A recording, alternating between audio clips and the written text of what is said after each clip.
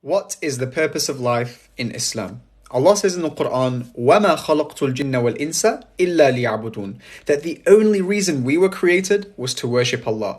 Now, does worship mean that we have to be praying all day? The answer is no. Worship is far deeper than that in Islam. Anything that we love the most, or obey the most, or rely upon the most is an act of worship, which means that every single one of us is worshipping something or someone at any given time. For example, some people, they love money so much that it becomes their life purpose to make as much as they can. This love for money is an act of worship. Some people, they rely upon alcohol to have a good time, for example. Without it, they're depressed, they're upset, they're not the same person. This reliance upon alcohol is an act of worship. And of course, this is why Allah says in the Quran, أَفَرَأَيْتَ مَنِ اتَّخَذَ إِلَهَهُ هَوَاهُ.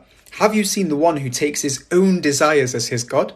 Yes, we can worship our own selves. If we desire anything and obey it, no matter what it is or how immoral it is, then we have worshipped our own selves. Now this is where the real beauty of Islam shows.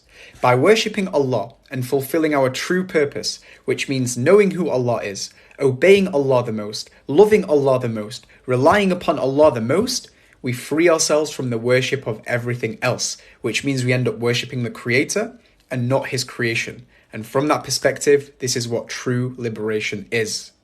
You see, when you put it like that, it's a no-brainer. Why wouldn't you worship Allah, right? But what about when things get very difficult in life?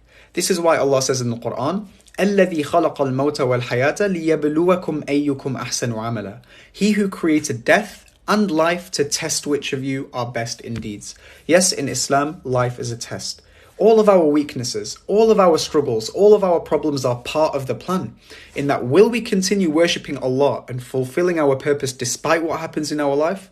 Will we remember the good and be grateful for it and not forget that Allah gave us all this for free? If we do that, then we have passed the test from that perspective. And what's to come after the test, i.e. after we die, is where we will find true perfection and eternity. So stay strong and may Allah bless you all.